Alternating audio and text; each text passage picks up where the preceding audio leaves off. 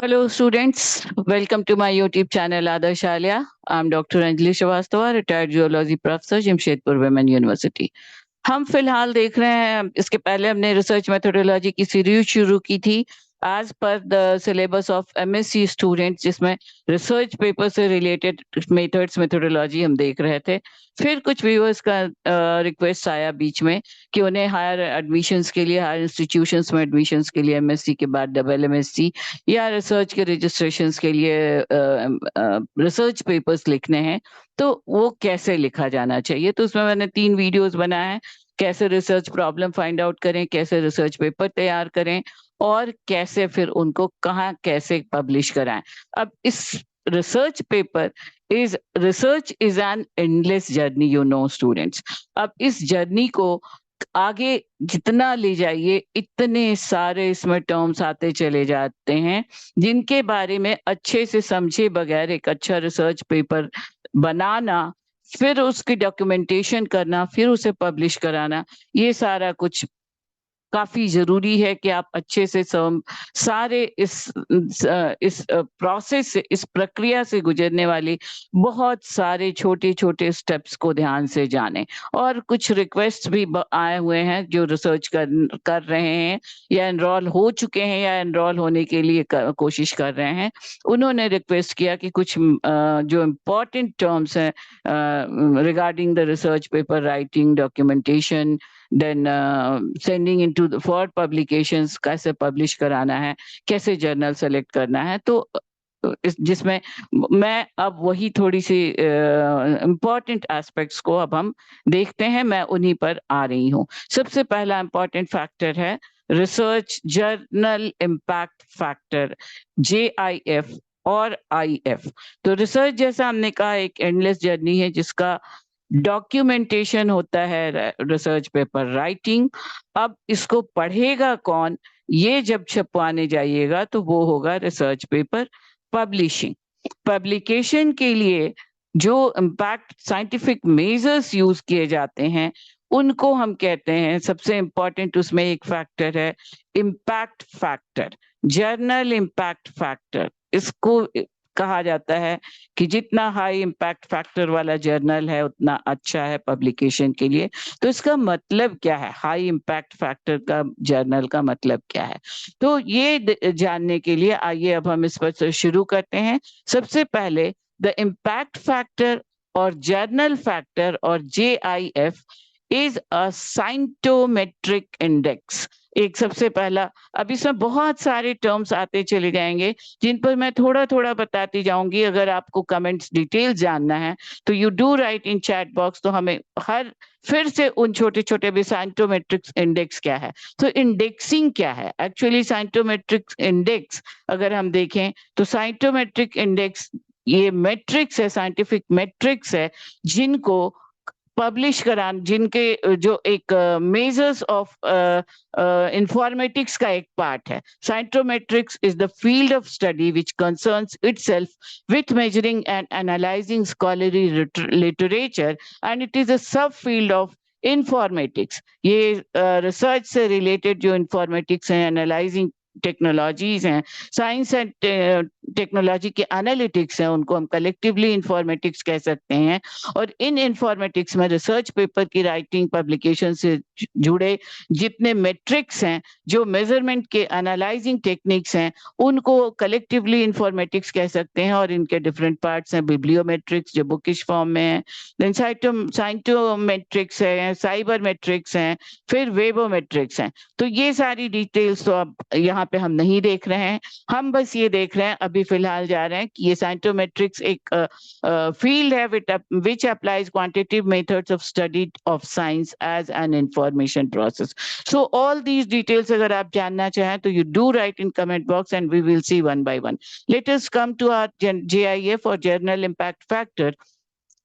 This journal impact factor is a cytometric index that is जो reflect करता है yearly average number of citations that articles are published in a journal in last 2 years. किसी journal को अगर आप चुनते हैं तो जनरली अब हम ये वर्ड बाय वर्ड जो जो भी यहाँ पे हमने प्रेजेंटेशन बनाया है, इससे आप अगर थ्योरेटिकल एनालिसिस और अच्छे से समझना चाहते हैं, तो ये वीडियो सुनने के बाद, मुझे सुनने के बाद मैं एडवाइस करूंगी कि हर लाइन को आप ध्यान से पढ़िए, तो और ज्यादा आपको फैक्ट्स क्लियर होंगे। तो इम्पैक्ट फैक्टर को कैलकुलेट किया जाता है बाय क्लैरिवेट एनालिटिक्स। अब ये क्लैरिवेट एनालिटिक्स क्या है?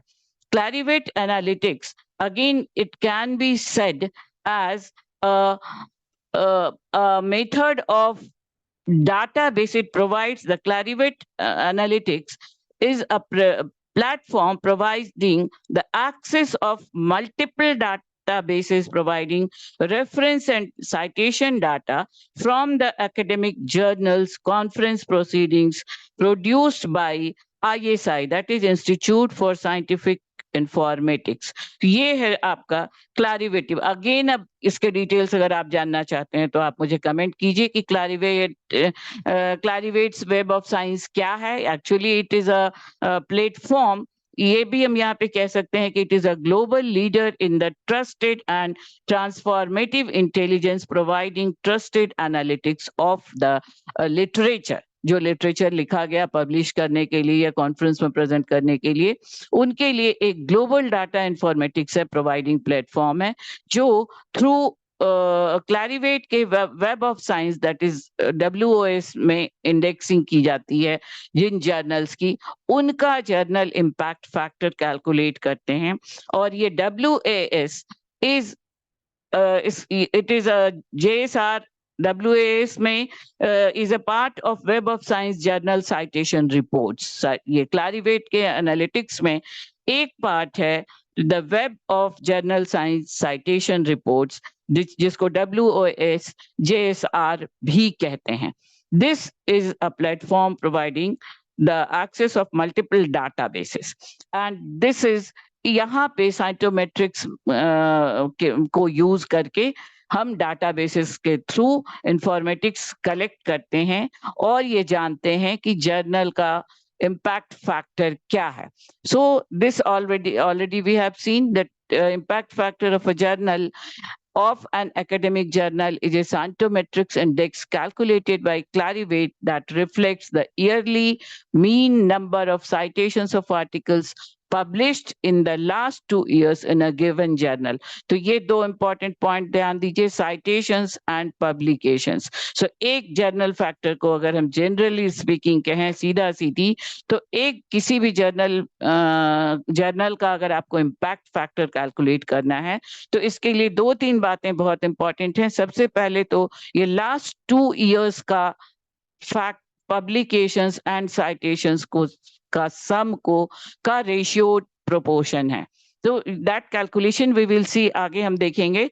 बट इसलिए इन 2 इयर्स, लास्ट 2 इयर्स का कम से कम डाटा होगा साइटेशंस का और पब्लिकेशंस का। तो तीसरे ईयर में, मान लीजिए आपको 2023 में किसी जर्नल का डाटाबेस पता करना है या इम्पैक्ट फैक्टर पता करना है, तो आपको 2021 और 2022 के कैलकुलेशंस, आपको साइटेशंस और पब्लिकेशंस पता करने होंगे और उनका सम ऑफ 2 ईयर के सम्स को कैलकुलेट करके उसके बाद citations divided by publications is the formula to find out the impact factor of a journal। Now, वह एक और चीज मैं यहाँ आपको याद दिलाना चाहूंगी, अगर आप मेरे शॉर्ट्स के फॉलो कर रहे होंगे तो पिछले 2 शॉर्ट्स में, एक शॉर्ट में मैंने ये बताया है कि आपका काम मैटर करता है, जर्नल काम मैटर नहीं करता है अगर आपका रिसर्च पेपर अच्छा है। तो ये मैंने मतलब ये भी कहा है कि ये 2 कंडीशंस में ही ये काउंट होता है, रिसर्च का जर्नल का इम्पैक्ट फैक्टर काउंट नहीं होता है। या तो वेरी बिगिनर्स जो अपना प्रोजेक्ट बना रहे हैं फाइनल पोस्ट ग्रेजुएशन के लिए, इमीडिएटली आफ्टर पोस्ट ग्रेजुएशन को कोई सिनॉप्सिस रिसर्च के लिए, रिसर्च कोर्स ज्वाइन करने के लिए या एग्जामिनेशंस के लिए देना है, या फिर इतने हाई रिसर्चर्स, इतने क्वालिफाइड रिसर्चर्स जिनको पब्लिकेशन नंबर से मतलब नहीं है, वो अपना उनका रिसर्च डाटा कलेक्शन सॉलिड है, डाटा एनालिसिस सॉलिड है, वर्क सॉलिड है। अदरवाइज अगर आपको कैरियर एडवांसमेंट के लिए पेपर पब्लिश कराना है, फेलोशिप्स के लिए, फंडिंग के लिए, सीवी एनहांसमेंट के लिए, रिसर्च के थीसिस जमा करने के लिए, पीएचडी करने के लिए, तो आपको हाई इम्पैक्ट फैक्टर के जर्नल के कंसीडर करना बहुत जरूरी है। और जब आप हाई इम्पैक्ट फैक्टर को कैलकुलेट करें तो ये बहुत जरूरी है, कुछ बातें ध्यान रखना। जो हमने देखा कि WOS या वेब ऑफ साइंस में पब्लिश होना चाहिए, JSR उसका डाटाबेस में होना चाहिए, उसके बाद उसको ISI से, that is institute for scientific institution related होना चाहिए। So these are certain important parts which must be kept into consideration while considering the JIF or the Journal Impact Factor. It soon became used as a measure for judging academic. ये बहुत important, again this is interesting to know कि impact factor को जब शुरू किया गया था calculate करना, तो ये मेजर था university librarians to decide which journal was to purchase. जब JIF बाय हॉफेल इन 1975 तो JIF के कैलकुलेशंस को शुरू किया गया था, और तब मेन पर्पस था इसका इम्पैक्ट फैक्टर का, तब एकेडमिक एरिया से या रिसर्च रिलेटेड बहुत ज्यादा इंपॉर्टेंस इसका नहीं था। इसका मेन यूनिवर्सिटी की लाइब्रेरीज में इसको कैलकुलेट किया जाता था कि कौन से जर्नल्स खरीदे जाएं लाइब्रेरी के लिए, अपने लाइब्रेरी में हाई स्टैंडर्ड जर्नल्स अवेल कराने के लिए। The use of impact factor was summarised by हॉफेल in 1974। Hofel ने फर्स्ट टाइम ये इम्पैक्ट फैक्टर टर्म इंट्रोड्यूस किया था, और उनका मेन पर्पस था पहले यूनिवर्सिटी लाइब्रेरियंस के लिए, but soon it became used as measure for judging academic success। बहुत जल्दी ही ये कन्वर्ट हो गया एकेडमिक सक्सेस में। हालांकि इसके बहुत सारे नेगेटिव इम्पैक्ट्स भी हैं, हमेशा बहुत फ्रूटफुल ही हो ऐसा नहीं है। ये अब बहुत सारे इसमें कंट्रोवर्सीज आए हैं, बहुत सारे बायस कंडीशंस भी एक्सप्लेन किए गए हैं, बट स्टिल अभी तक ये measure of judging academic access के लिए ही यूज किया जाता है। Scientific impact factor, high impact factor वाले जर्नल्स वही कहे जाते हैं which are listed in SCIE, that is Science Citation Index Expanded, and or SSCI, Social Sciences Citation Index Getting an Impact Factor। इन्हीं दो तरह के ये फिर डाटाबेसेस हैं जो हम अभी देख करके आए हैं, क्लैरिवेट और वेब ऑफ साइंसेस के डाटाबेसेस का कलेक्शंस में। इन दो SCIE एंड SSCI लिस्टेड जो जर्नल्स हैं, वही उन्हीं का इम्पैक्ट फैक्टर गुड पब्लिकेशंस के लिए काउंट होता है। And this impact factor is a tool using which journals of same category can be compared। ये एक ऐसा टूल भी है जिससे कि आप एक कैटेगरी के जर्नल्स को क्वालिटी को कंपेयर भी कर सकते हैं। जैसे आपका एजुकेशनल है, साइंस टेक्नोलॉजी रिलेटेड है, मेडिकल रिलेटेड है, इंजीनियरिंग रिलेटेड है। यहाँ पे एक बात और ध्यान देने की जरूरत है कि हमेशा ऐसा नहीं है कि अगर किसी एक इम्पैक्ट मेडिकल रिलेटेड जर्नल का इम्पैक्ट फैक्टर 41 है या 40 से अबव है तो वही बहुत अच्छा माना जाएगा। इंजीनियरिंग के लिए 2 to 8 इम्पैक्ट फैक्टर के भी जर्नल्स अच्छे माने जाते हैं। कॉमन स्टडीज के लिए, जनरल ब्रांचेज के लिए 3 to 8 का इम्पैक्ट फैक्टर भी अच्छा माना जाता है। हालांकि अब जैसे नेचर एक multi disciplinary British weekly scientific journal है जिसका इम्पैक्ट फैक्टर है 41, और इसमें इस तरह के जर्नल्स बहुत ज्यादा इंपॉर्टेंट और बहुत अच्छे माने जाते हैं, बहुत इनमें प्रेस्टिजियस माना जाता है रिसर्च आर्टिकल्स पब्लिश होना। Now so some other important facts regarding this impact factor is it is a not, as we have already seen, not a perfect tool to measure the quality of articles, but there is nothing better। अभी तक इससे अच्छा technique for scientific evaluation अभी तक और कोई नहीं माना गया है। हालांकि अब कुछ कुछ और मेजर्स हैं, जैसे JCR/WS के कुछ और मेजर्स हैं, उनको भी कंसिडर किया जाने लगा है, बट अल्टीमेटली सबका को लेकर के इम्पैक्ट फैक्टर पर ही हम पहुंचते हैं। So as impact factors are a journal level metric rather than an article और इंडिविजुअल लेवल मेट्रिक। यही माइनस पॉइंट है कि इम्पैक्ट फैक्टर जर्नल्स का होता है, प्रॉपर साइंटिफिक वर्क का, प्रॉपर साइंटिफिक पेपर का, रिसर्च पेपर का नहीं होता है, इसीलिए इसके यूज को कंट्रोवर्शियल भी कहते हैं। Eugene Garfield has told that this, उन्होंने सपोर्ट किया हॉफेल के जर्नल फैक्टर को, बट उन्होंने ये भी वार्न किया कि इसकी मिसयूज भी हो सकते हैं इन इवैल्यूएटिंग इंडिविजुअल्स, बायस्ड भी हो सकते हैं, बिकॉज ये पर्टिकुलर क्राइटेरियाज को फॉलो करना होता है जो रिव्यूअर कमिटी करती है, कोई साइंटिफिक मेजरमेंट प्रोसेस नहीं है। So but as we have seen, despite this warning, this JIF system has evolved as a key role playing in process of assessing individual researchers, their job applications, and their funding proposals. In 2005, the Journal of Cell Biology noted that impact factor data have a strong influence on the scientific community, affecting decisions on where to publish. अब यही है कि अब ये एक तरह से biased हो सकता है, बाकी पॉइंट टू पॉइंट आप ये स्लाइड्स को के लैंग्वेज को फॉलो कर सकते हैं। It is frequently used by universities and funding bodies to decide on promotion and research proposals. It has come under attack for distorting good scientific practices. तो ये तो हम लोग देख ही चुके हैं कि दो अभी यही एक मेथड है जो बहुत ज्यादा यूज हो रहा है। नाउ कैलकुलेशन ऑफ JIF, कैसे कैलकुलेट करते हैं जर्नल के इम्पैक्ट फैक्टर को, that also we have seen कि इसके लिए लास्ट 2 years का साइटेशंस एंड पब्लिकेशंस को चुनते हैं। दैट इज, इसको डेफिनेशन या simple formula IF is equal to C by P. IF is the impact factor, C is the number of citations in the last 2 years. यहाँ पे हमेशा ध्यान रखना है edition 1 and 2, year 1 and year 2 का citations हो गया, and exactly like that publications of year 1 and 2।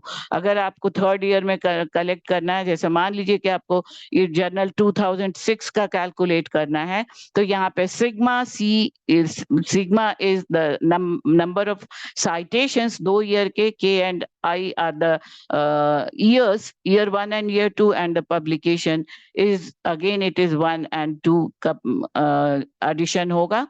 So this is the formula on which the journal impact factor is calculated. The example is here. ये general formula है, citations Y1 and Y2, publications Y1 and Y2. और example है जिस Nature, as I have told you, it is a weekly British magazine जो multidisciplinary publications का है और बहुत ही ज्यादा high impact factor है इसका 41.577। अब ये एक यूनिवर्सल अभी तक मेंटेन होता आ रहा है। 2017 में 41 था और अभी भी 2022 में भी इसका 41 अबव ही इम्पैक्ट फैक्टर कैलकुलेट किया गया।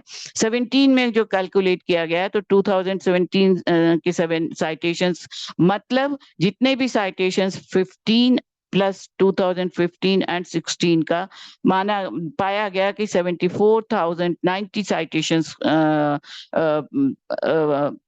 पब्लिश हुए थे 2017 में, that were divided by the publications of 2016 and publications of 2015 that were 880 and 902 or 902 respectively, and that calculation was measured as ये division के बाद proportionate ratio आया था 41.577. So this is the impact factor of Nature in 2017, हालांकि अभी भी यही stand कर रहा है। So this is the way एक एग्जाम्पल यहाँ पे दिया हुआ है किसी एक जर्नल का जिसका 2018 एंड 19 का साइटेशंस है 1278 एंड 1190 एंड पब्लिकेशंस है 437 एंड 391। तो अगर इनको इस फॉर्मूला को अप्लाई किया जाए तो दिस विल बिकम अप्रोक्सीमेटली 2.98 आता है। तो इसको हम अप्रोक्सीमेटली 3 इम्पैक्ट फैक्टर भी कह सकते हैं। और जैसा मैंने कहा category wise 3 impact factor 3 to 5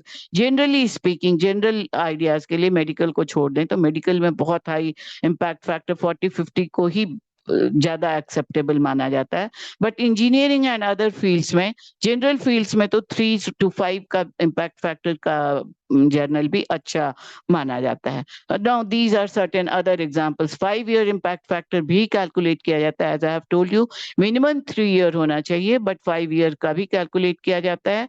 and this is the इसके लिए आपको 4 साल के साइटेशंस और 4 साल के पब्लिकेशंस को ऐड करके डिवाइड करना होगा, और इस तरह से निकलेगा। So and this is last but not the least, this is the journal ranking by impact factor of some famous journals like the Nature Reviews, Nature, Molecular Psychiatry, etc. So I hope कि आपको समझ में आया होगा impact factor. Thank you. Do like, share and subscribe my channel if you like it.